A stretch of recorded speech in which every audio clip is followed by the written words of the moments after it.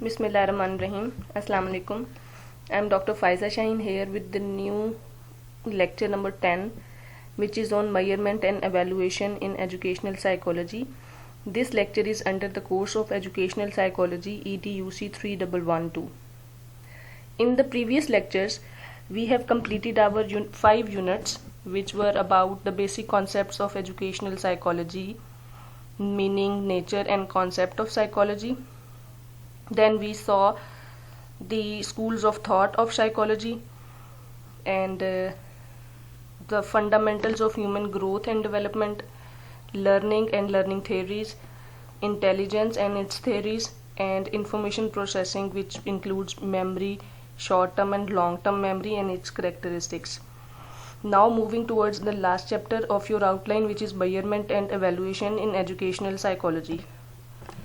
So we'll see the basic concepts included in this unit. In this unit we will see measurement and evaluation in educational psychology. What is the concept of it? Basically, measurement and evaluation both are used interchangeably terms in the field of educational psychology. When we try to measure the level of proficiency and ability achieved by students, we use these terms measurements and assessments and testing. So on the basis of measurement, assessment and testing, we obtain some data. Whenever you are tested, you score certain number, you are given with certain number, which is measurement, and on the basis of that score we interpret those scores and evaluate and make a judgment that how far you being student have learned a set of skill or a skill or acquired the proficiency over a given task. So this is the purpose of measurement and evaluation in educational psychology, that we measure the level of proficiency of the students, we measure that how far they have learned a particular skill or a set of skills over a given period of time. So this is very basic and important concept in educational psychology. Under this chapter we will see what is testing and characteristics of test. So starting from test. An instrument or activity used to accumulate data on a person's ability to perform a specific task. So we can say the test is an instrument. ये कब use होता है? जब हम ये देखना चाहते हैं कि एक इंडिविजुअल की एबिलिटी, कोई भी काम जो स्पेसिफिक टास्क है जिसके लिए टेस्ट लिया जा रहा है, वो किस हद तक अचीव हो चुकी है, उसको मेजर करने के लिए जो इंस्ट्रूमेंट या टूल इस्तेमाल किया जाता है, that is called test. Test में be called as tool, a question, a set of questions और an examination which is used to measure particular characteristics of an individual or group of individuals. So after seeing this definition, we have come to know the basic concept of testing. The test is a tool or instrument. There is no rule of thumb that how much number of questions will be included in a test and what will be the type and mode of test. It all depends on the purpose of testing, that why we are going to test some individuals and what type of specific test will be used. But the purpose of testing is to measure the particular characteristics of an individual or a group of people, group of individuals.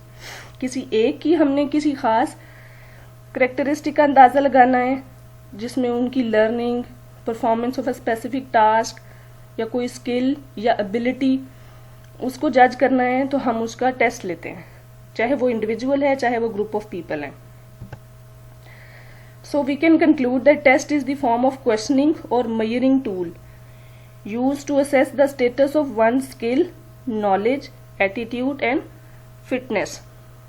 So इससे हमें ये पता लगता है कि test एक tool है, ऐसी फॉर्म ऑफ क्वेश्चनिंग है जो कि मेजर करती है कि किस हद तक किसी ने कोई स्किल, नॉलेज, एटीट्यूड या फिटनेस हासिल कर ली है. तो टेस्ट के ऊपर डिफरेंट तरह के क्वेश्चंस होते हैं, उसके ऊपर स्टूडेंट का जो डाटा आता है स्कोर की फॉर्म में आता है.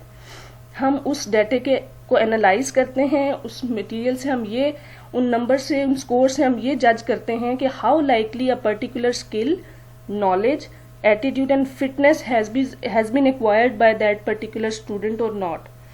and if that is acquired, then what is the level of that proficiency. So this is the basic concept of testing in educational psychology. Next we will see the classification of test. Basically there are so many tests used in the academics and the educational psychology, but here we will discuss three types of test, which is diagnostic test, aptitude test, and norm reference test. So we will see these one by one. Number one is diagnostic test. What does it mean? By its name it is telling us that whenever there is a problem and disability we want to diagnose that, this test is used. So let's see. It says, in contrast to the achievement test, diagnostic tests are designed to analyze individual performance and identify special disabilities. And most of these tests are concerned with reading. This is a skill. But a few have to do with mathematical skill. So it says that whenever we want to diagnose the problems faced by some individual and we want to identify special disability among different individuals, we conduct the diagnostic test. Number second is aptitude test. So it says that it examines and attempts to determine and measure a person's ability to acquire through future training some specific set of skills. Those may be individual, motor, and so on. So these tests assume that people differ in their special abilities and that these differences can be useful in predicting future achievements. If we want to measure the future tendency, future aptitude of someone, then we determine this type of test, which is aptitude test. We want to measure that what will be the future course of action for that individual. Through this testing, we measure the future training of some specific set of skills that may be intellectual, motor, and so on. So it does not only comprise on the intellectual ability of the individual, but as well as motor abilities can also be assessed through this aptitude testing. Basically ये क्यों बनाया गया है? ताकि हम किसी की भी फ्यूचर अचीवमेंट को प्रिडिक्ट कर सकें. Next, number third is norm reference test. Norm reference testing are a form of standardized testing that compares normal skill levels to those of individual students of the same age. So we try to determine that what is the position of each individual among different students. By comparing students to one another, it is possible to determine whether, how, and to what a degree a particular student is ahead of or behind the norm. हमें ये पता लग जाता है, जैसे आपकी class में different students की डिफरेंट पोजीशंस आती हैं, तो इससे हमें ये अंदाज़ा हो जाता है कि कौन किससे कितना आगे है और किन किन एबिलिटी या स्किल में आगे है. तो इसको हम नॉर्म रेफरेंस टेस्ट कहते हैं, when we want to compare the achievement level of the students with one another. These tests help to diagnose learning disorders as well, and also help special education teachers and other professionals to develop appropriate program planning for students with disabilities. So basically this test is useful for all the academicians, but particularly for special education teachers, because special education teachers deal with the students with disorders and disabilities. So through this testing we can develop appropriate program planning for the students with disabilities. जो students disable हैं या उनकी characteristics या कोई ability बाकियों से lag करती है, तो वो इस टेस्ट के थ्रू ना सिर्फ डायग्नोस हो जाएगी बल्कि ये भी पता लग जाएगा कि किस लेवल का डिसऑर्डर पर्टिकुलर स्टूडेंट में पाया जाता है और फ्यूचर कोर्स ऑफ एक्शन क्या होगा जब हमें उस बच्चे को पढ़ाना है. क्योंकि हमें ये पता लग जाएगा, कंपैरिजन हम कर सकेंगे कि whether all the students are of same caliber or level in different skills or they differ with one another. Now 6.2 next topic is characteristics of a good test. अब ये कैसे पता लगेगा कि हर तरह का टेस्ट ही ठीक है या फिर कुछ क्राइटेरिया है जिसकी बिना पर हम ये जज कर लेते हैं कि कोई टेस्ट अच्छा है और कोई टेस्ट अच्छा नहीं है, जो मैयर करने के लिए बनाया गया था वही मैयर कर रहा है या नहीं। इस तरह की डिफरेंट चेक्स हैं जो उसकी करेक्टरिस्टिक्स कहलाती हैं। So we will see this one by one. Number 1 is validity. What have you learnt about or know about validity? This is the term which has been repeatedly used in the courses of assessment and measurement and research as well. Validity means a test measures what it is supposed to measure. It means if you develop a test that measures the reading skill of some individual, so it must measure the reading skill only. It should not measure the writing skill side by side. So validity क्या कहती है कि जो चीज सोची थी वही measure अगर कर रहा है वो टेस्ट, तो इसका मतलब है कि वो valid है. A test is considered as valid when it measures what it is supposed to measure. Number 2 is reliability. Reliability is basically related to the consistency of the results.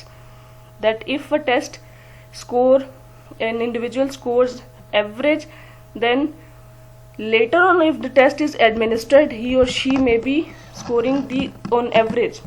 So reliability ये क्या concept है?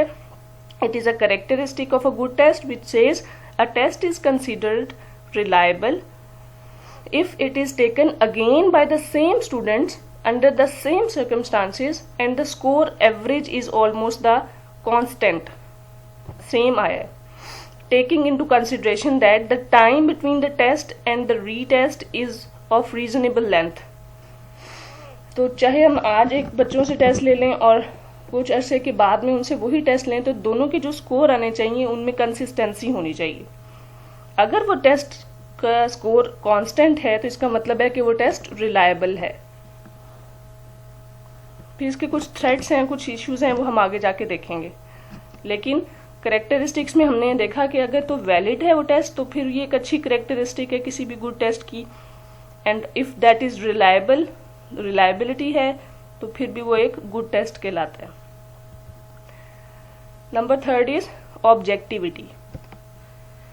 Objectivity means that if the test is marked by different people the score will be the same. So the answers of the questions will be same to you as well as to the other people who sees and perceive the questions. In other words, marking process should not be affected by the marking person's personality. तो objectivity एक बहुत अच्छी characteristic है किसी भी test की, के जैसे आप लोग ऑब्जेक्टिव टेस्ट करते हैं तो उसमें 1 राइट आंसर होता है हर चीज का. तो ये ऑब्जेक्टिविटी है जिससे जो 1 राइट आंसर लिख देगा, हर एक का अगर राइट आंसर है तो उससे उसकी मार्किंग में कोई फर्क नहीं पड़ेगा, चाहे काफी सारे लोग उसको मार्क कर रहे हैं. तो if objectivity is there then it is a good characteristic of a good test. Number 4 is comprehensiveness. A good test should include items from different areas of material assigned for the test.